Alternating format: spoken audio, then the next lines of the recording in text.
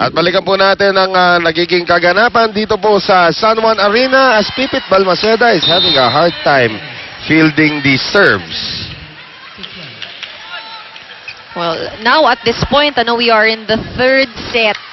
At may 5 puntos sa kalamangan ng Army. Hindi na sila pwedeng mag-commit ng mga errors na ganito. Let's see if they can get a better reception. Well, Balmaceda has been the target of Balse. At nakikita rin natin yung same target ni Balse pero yung adjustment niya sa kanyang service. Well, isa lang ang libero ngayon na nakabihis para sa Philippine Air Force. Nung Biyernes, 2 pa libero nila kasi si Maria Legaspi, who is a setter from PCU, ginamit nila as libero. But Maria Legaspi is in the regular uniform ngayon. So they only have 1 libero. They have to stick with this. Balse with a service error. At ngayon, 18-13. Lamang ang Army ng 5 puntos. Lamang din sila 2 sets to nothing. Joy Gazelle Cases. Alarca. Salak, back set. Jobelin Gonzaga. Nice dig there from Cases. Back set now, Wendy Semana. Ang ganda rin ang kuha doon ni Tina Salak. Too near the net. Semana cannot convert. Carolino cannot convert. Naitawid tuloy yung bola. At si Cases, hinabol yung tira ni Salak. Manzano free ball. Here's Salak ngayon on the back set. Jobelin Gonzaga. Great rally. Kita natin yung balikan ng bola, beach volleyball style, hanap ng butas. Ay, pag beach volleyball pag-uusapan, dito na ako. Oo. Kay Jobelin Gonzaga. Timeout for the Philippine Air Force. Nakalimit yung bablakin nyo rito. Diba? Hindi tayo pwedeng ganun. Kasi makinig naman kayo. Kasi isipin nyo kung sino kalaban nyo. Tignan nyo kung sino katapat nyo. Ha? Ilang beses tayong pinantayan doon. Hindi pwedeng ganun. Diba? Oh, recover tayo. Malayo yung habulin natin yan. Pero recover tayo. Pilitin natin kung umiscore na umiscore. Ha? Okay, ituloy lang natin. Habol pa tayo. Hindi pa tapos yan. Kahit kami na lang natin. Ito ang Shakey's B-League. Bira na. Araw-araw, Tuloy ang laban ng buhay. May mga hamon na Hindi dapat takbuhan. May mga pagsubok na hindi kaya ilagay. manalo o Matalo, tao ka lang. kaya game lang. Kahit walang medalya o papremyo,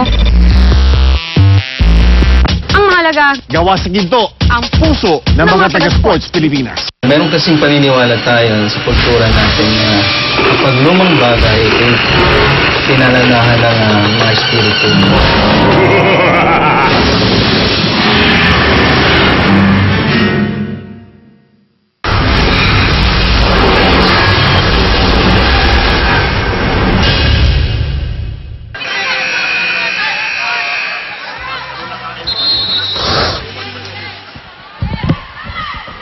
Back at us, ladies and gentlemen. Makikita natin dito, Jovelin Gonzaga, Fiesta. Dinala niya buong Region 6 dito. Para enjoy yung ganun eh. Mas masaya. Mas masaya pag marami. Oo. So titignan natin if Michelle Carolino, tubong Agoncillo, Batangas naman. Can get it done on her serve and well, it's Jack Alarca who gets it done on her block. Si Iya Yongko, magandang sinimulan kanina nung pumasok siya. Pero right now, nag-check na siya ng depensa. 20-13. Carolino. Balmaceda. Here's the back set now to Semana. Nilusot niya doon kay Bunag. That's not an easy job. At kailangan na ng opensa nitong kupuna ng Air Force. So, Julian Caballero will actually come in for Rhea Di Maculangan. Si Semana na ngayon na magiging setter. Sa ngayon, ang gusto ni Coach Clarence is to have as much attackers as he can in front. Well, itong si Alarca had the entire court but missed it. Makikita mo dito ngayon sa Philippine Army na pag nagkaka-error sila, tinatawanan lang nila. Very light, very... Kumpiyansa naman kasi sila eh. I mean, they are up by 2 sets to nothing. They are up by 5 points here in the third set. Could also be good kasi walang pressure on their end. At saka makikita mo, nag-gel na talaga. Yung question coming in here, kamusta magiging gelling ng Gonzaga at saka yung Bautista? Yung Bautista hindi pa natin nakikita sa laro. Kamusta magiging gelling ng Gonzaga dito sa magkakasama na ng 5 taon? Si Gonzaga, wala pa yatang 5 linggo Tama. kasama nitong grupong to. Tama ka dyan. Pero nabanggit mo rin si Bautista, no? If you look at the lineup of Philippine Army, napakalalim ng bench nitong Philippine Army. Maraming pwedeng hugutin na hindi lang syempre basta-basta players. These are players that have been recognized, awarded. Yes. Ganun kalakas ang lineup ng Philippine And Army. to think ngayon, with the injury to Shasha Torres, hindi na naglibero ito Oo. ng Army. And yet, yung depensa nila is still getting it done. Caballejo, Gonzaga, Alarca, Bunag, off the block, Balmaceda. Back set ngayon for Judy.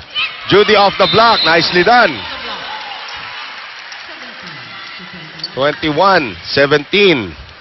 Balik na si Micah Ortiz sa harapan. Another good target para dito kay Wendy Semana. Iya Yonko, whose two sisters also play volleyball.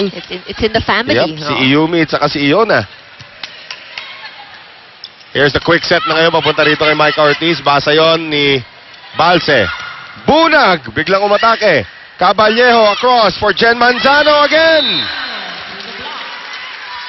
The important thing ngayon for Philippine Air Force to just really get those points, pa isa-isa lang. And this is a great timeout by Rico de Guzman.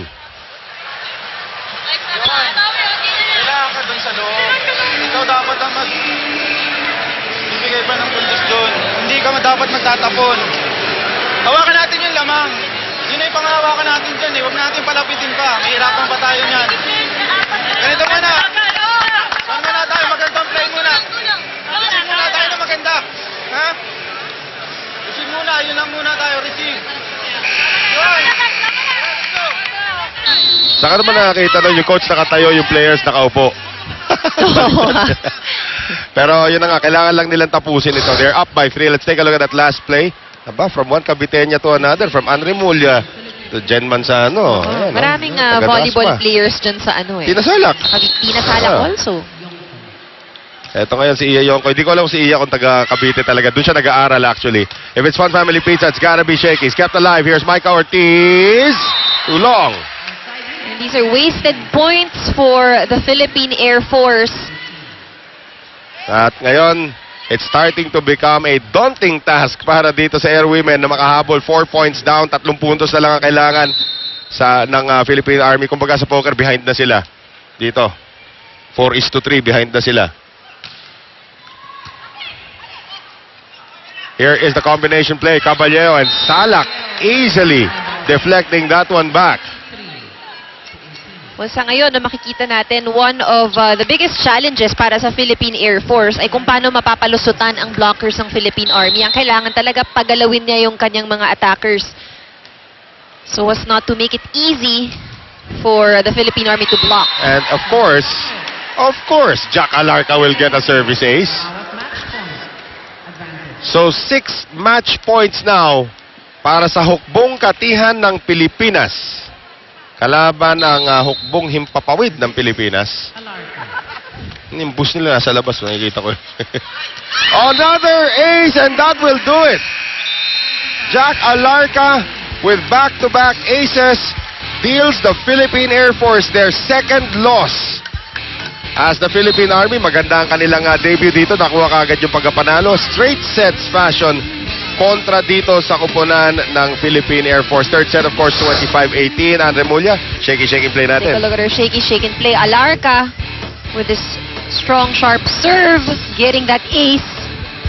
And it is done. Philippine Army gets their first win.